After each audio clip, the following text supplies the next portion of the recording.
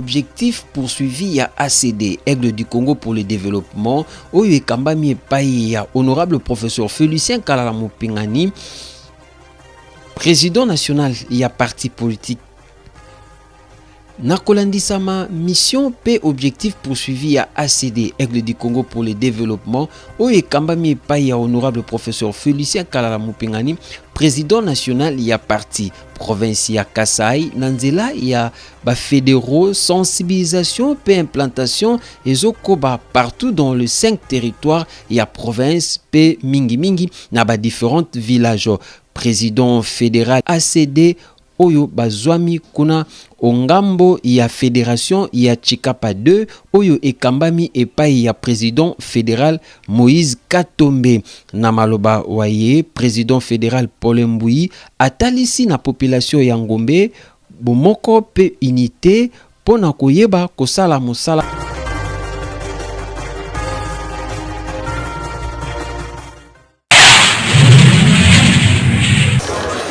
Samedi 24 juin 2023, cérémonie à sortie officielle y a regroupement A3 Oyo et Sangisi, ba parti politique pour accompagner chef de l'État et Salemaki kuna na chapiteau 19 na commune ya Gombe. Parti politique qui a ACD Oyo et Kambami et Païa honorable professeur Félicien Kalala Mupingani bazalaki représenté dans les différents cadres nationaux et à parti Ndakisa première vice-président, deuxième vice-présidente, troisième vice-président, inspecteur notable David Kayeye, la présidente nationale et à Ligue des femmes Yvonne Mikobi, ba exécutif nationaux P. Yemoko numéro 1 et à parti honorable professeur Félicien Kalala Mupingani Oyo akomaki na chapiteau elongo na ba différents présidents ya parti. Bukoti ya équipe dirigeante ya regroupement A3 nde zalaki debi ya manifestation à travers hymne national et landisamaki bongo présentation ya programme na maloba ya mot de circonstance oyo elobamaki epai ya Monsieur Freddy Kabongo au nom ya regroupement. Le mot de circonstance que je vais prononcer est un peu la matrice de la pensée qui a généré l'événement que nous célébrons aujourd'hui et que je veux aussi un élément rassembleur dans la dynamique dans laquelle nous nous engageons avec beaucoup de sérieux, avec beaucoup d'enthousiasme, avec des objectifs précis et auxquels je suis confiant, lesquels plutôt je suis confiant, nous atteindrons sans difficulté. Aucune œuvre humaine n'est bâtie dans la facilité. Ça va demander des sacrifices, ça va demander de l'énergie, mais ultimement une synergie susceptible de nous permettre d'avancer en groupe pour le bien collectif. Nassima et mot des circonstances, présentation et à parti politique et Salemaki n'a co-présenté chaque président et longo na parti nae pour na ACD ba présentaki honorable Félicien Kalala Mupingani liboso ya ba invité et longo na ba cadre ya parti politique ya ACD.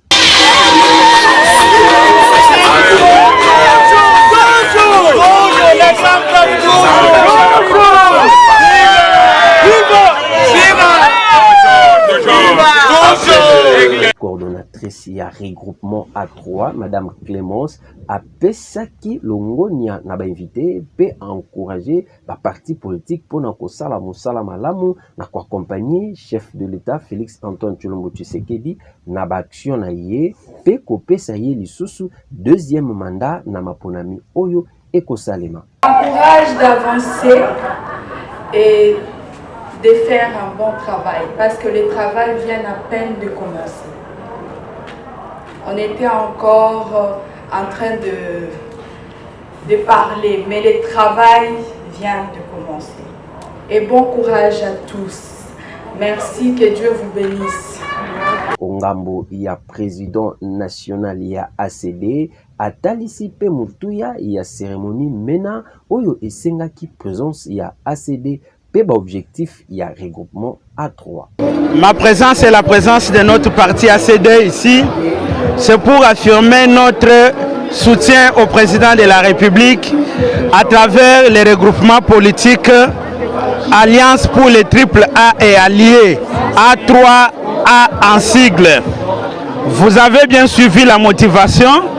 Dans ces regroupements, nous n'avons pas d'autorité morale que le président de la République. Contrairement à d'autres regroupements où vous verrez trois figures, ici vous ne verrez que la figure de nos candidats et la figure du président de la République. Il s'agit donc, on ne vient pas en appui au président, mais ici nous sommes avec le président. Donc nous sommes ses piliers, nous sommes ses mains parmi les regroupements sur lesquels le président de la République doit compter, surtout pour les bons côtés de l'avenir. Doit compter surtout pour la majorité disciplinée et homogène. C'est donc la signification de notre présence ici.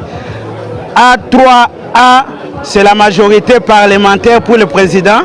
C'est la majorité dans les assemblées provinciales, diriger les provinces, mais c'est aussi faire passer le président de la République à plus de 70%. Ce n'est qu'une évidence. Ce n'est qu'une évidence. Vous avez suivi le modérateur lui-même qui dit que à Tshikapa, sans ACD, on ne peut pas parler de la vie politique. Et toute politique, tout parti qui se crée, c'est toujours par suivisme au modèle établi par ACD. Je n'ai pas de commentaires, mais c'est le 20 décembre 2023, le grand rendez-vous de la victoire.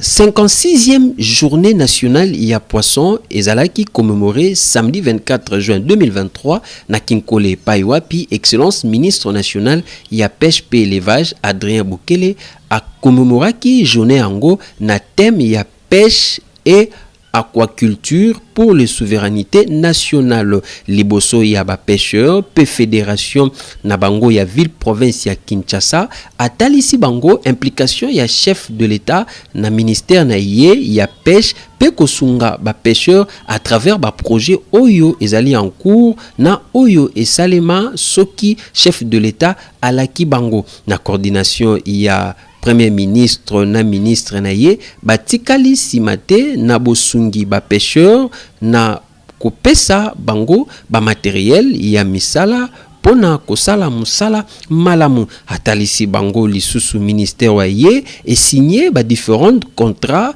na ba fabricant ya ba bateau ya pêche industrielle maritime oyo ekozala livré kala mingi te pona développement na secteur ya pêche. Les lots ezali troisième fois, tobandaki na 2021, tokomi na 2022, pe les lots toza na 2023.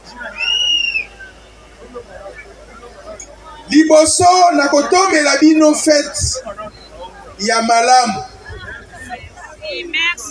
fête ya kimia, fête ya esengo. Lobi nazaki kosolola na papa na biso na telefone. Oyebi kaza na Kasai. Ayebisi ngai alobi yebisa bana nanga ba pêcheur ke nazali na bango ke nalingaka bango ke kala mingi te nakokomela bango pe nga na bango ekozala fara tokosokola.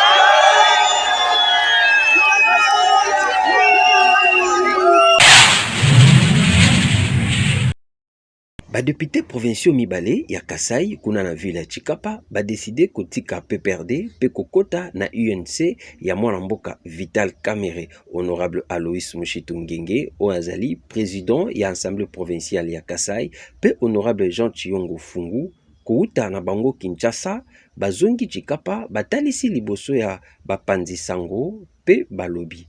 Reportage Diaris Kindalo. Bwato etengami lisolo bongwani parti politique PPRD bakadre nyonso bazokende. Alois Mushitu Ngenge président ya assemblée provinciale ya Kasai abendani akimi lisolo oyo ya PPRD. Ndenge moko na député provincial Jean Chiyonga Funga Mutelo ba ancien PPRD lelo bakimba bibiso tochemine na biso na Vital Kamerhe. Bana mai babendani batiki parti politique bato jikaka Yemei Kolo Kingakati mokonzi ya FCC. Bango babendani batiki Joseph Kabila na batuna ye onyo sobozomona balobi te biso toke na biso na ngambo mosusu. Siko lisolo échanger Aloïs Moshitu Ngenge à quelques mois seulement ya ba élection bana mai bakono changer ba parti politique. Awa na Kasai Fidel Azaraka Moko Jacques Matadi Passa mais ebele motunyo sonanga munaye atendenge le moment que l'histoire politique ezalaka dynamique lelo ko la mugana a lobi okena be lobi kuna na se kasi na Kasai masolo eza koyinda peut perdre surtout et perdre ba cadre ebele kasi ba misoso bazakaka ba fidèle bazakaka mais ebele ba député provinciaux mingi baza sur la partie politique quoi Joseph Kabila jikaka obomoni avant ningume opposant moko lobarate.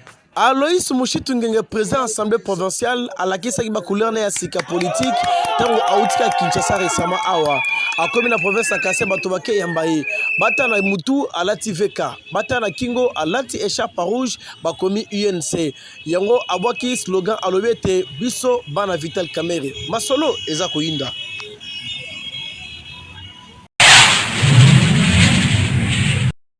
Président fédéral ya ACD Chikapa 2, Maître Moïse Katumbe, a salisaki séminaire ya mikolo mibale kuna na territoire ya Kamonia na province ya Kasai. Pa wapi ba sectionnaire nyonso ya territoire ba kotaki séminaire mena pona kosolola matali élection na komi bongisama pona ba candidature na bango na niveau ya province. Ba stratégie pe ba idéologie ya parti pe lisusu bonne marche de conduite et pesamaki et pa ya ba sectionnaire pona koyeba ndenge nini ACD na niveau ya territoire ekolonga ba siège ebele na kobimisa ba aspirant candidat kati na ba section atambolaki iye mokote atambolaki elongo na premier vice-président na ye Kalamba Alida chargé administration, deuxième vice-président chargé à question électorale Dieudonné Chibwabwa, troisième vice-président chargé à art pe famille Nganga assurance pe financier Félix Kabongo, caissier Joël Capita, secrétaire rapporteur Madame Judith Sunga, conseiller spécial Naye Jacques Madimba, Maître Moïse Katombe. Chaque section, il faut appeler sa mission 50 témoins.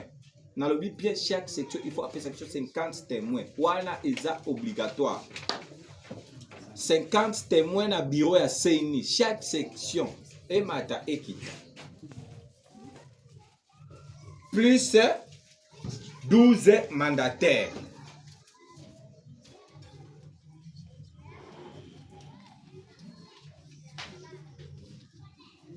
Plus 12 mandataires. Ba observateur toko jouer la bango na ba fondation na biso plus tout ça na ba fondation na biso Fofeka na Tosunga. Wana toko senga na ba cordo ya ba fondation ba pesa biso ba observateur. Nde bako na ebité ba cordo soki bako pesa biso akosenga combien na chaque antenne.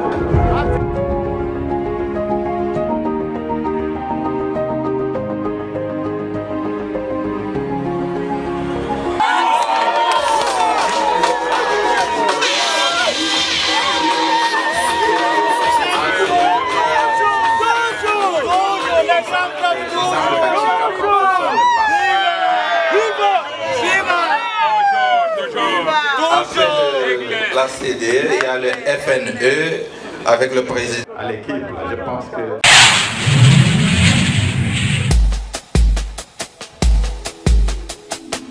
Boyei malamu Chris Magazine. Chris Magazine epa na biso, epa na bino, epa na biso nyonso. Ana tata, ana mama, tutagale nous Chris Magazine. Chris Magazine yenu, Chris Magazine yetu, Chris Magazine yetu akashe. Aka disikajilenga ja Chris Magazine. Chris Magazine mwetu tetu. Chris Magazine wenu non bonso. Chris Magazine disikajilenga. Wiuboy mu Chris Magazine. Chris Magazine bwinu binu. Chris Magazine bwitu bitu. Chris Magazine bwitu bitu bashimina. Ukwisa ya mbote Chris Magazine. Chris Magazine nanzona nge, nanzona mono, nanzona betu nyonso. Chris Magazine kitoko betu yamba yanzi. Bienvenue Chris Magazine. Chris Magazine, chez nous, chez vous et chez nous tous. Kele karibu Chris Magazine. Chris Magazine yetu ya shibote. Karibu Chris Magazine. Chris Magazine, bienvenue. Kuyati meme kuma yetu. Chris Magazine kuma yenu. Chris Magazine kuma yetwe kuri yetwe. Chris Magazine kuyati bema.